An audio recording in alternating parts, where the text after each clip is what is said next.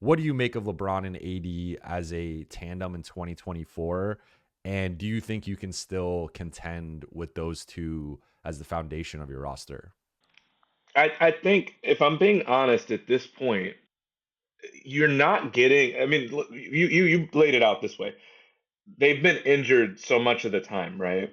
Not just the team, but those two guys.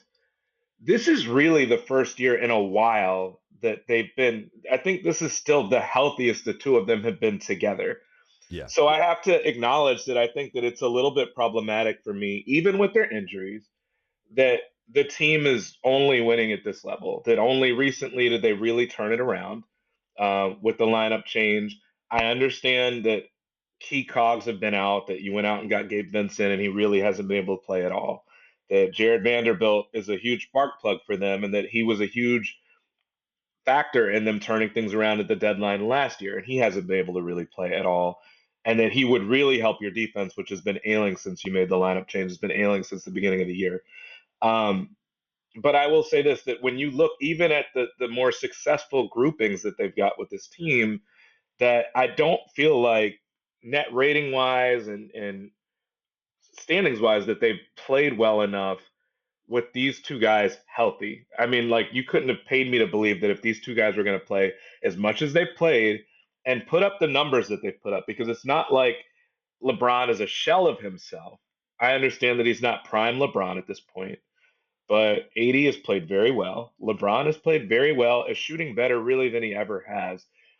And the team is still fighting for a playing spot. And generally speaking, when role guys are the ones out, that's not the case when you're talking about two guys that I think are pretty universally viewed as being top 10, at worst, top 15 players in this league. I think most people would say they're more top 10. So in light of that, I don't feel great about the duo anymore. I don't feel great about the pairing. At this point, you've been able to wash your hands of Westbrook and find players that fit better, even if it's not perfect set of role players. Like Torian Prince has not worked out the way that people had hoped, even if he's been playing better lately. Um, so in light of that, I do think you have to take a real long, hard look at that pairing and basically ask, like, is there something to it aside from just the guys we have around them that isn't working as well as it should for guys that are going to be paid at this level, for guys that have won a championship together. But like, what is it about this grouping at this point, now that they're healthy and we've been able to see it, that just isn't quite as electric as what you would hope? And I say that as someone that, when you look at four-man lineups, five-man lineups that have played as much as the Lakers, really the Lakers' top four guys, or at least the top four guys in terms of how they've been playing lately, which is D'Lo along with Austin and AD and LeBron. It's being 2 points better than your opponent per 100 possessions is not good enough relative to the other teams in the league. Certainly not the Denvers, but even if you look at the Knicks and the Bucks, who have been up and down this year, it's just not good enough to contend. So when you use the word like, how do you feel about them as it relates to the Lakers contending? The Lakers haven't been contending from that standpoint. They haven't been near the top of the standings, and that is the top of their rotation. So I think you have to at least be concerned, or at least questioning a little bit, like, how well does that pairing work relative to what we need it to be a true contender?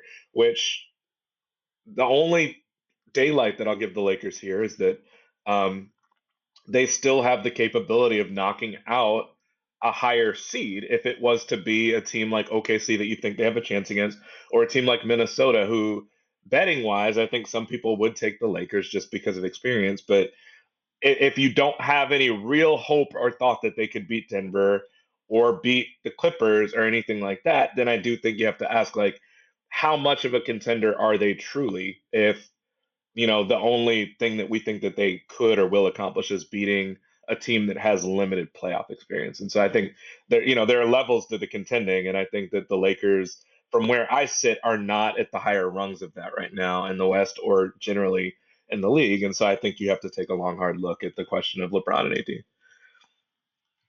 Yeah.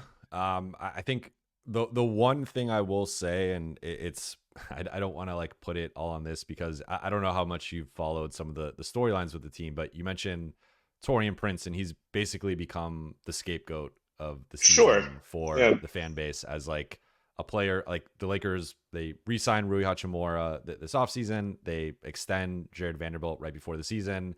And in training camp, it's supposed to be this battle between those two guys for that fifth starting spot.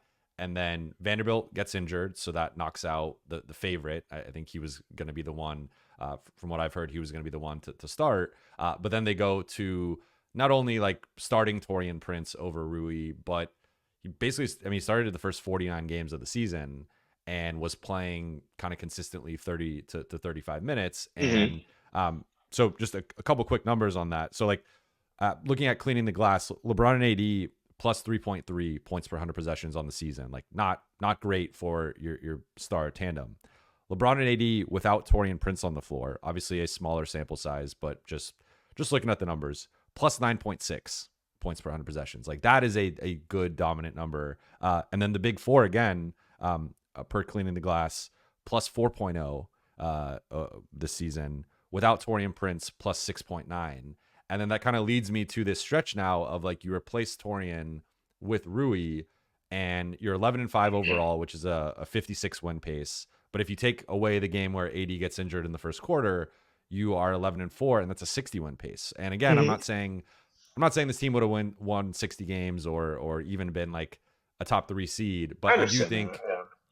there was some mismanagement of the rotation and lineups, and I think some of the buttons that have been pushed recently, had they been pushed earlier, you could be talking about a team that's maybe like the 5 or 6 seed, and like that. I don't know. Maybe we're having a different conversation of like how do they match up with the Clippers or Minnesota in round one versus are they getting out of the play-in, right? So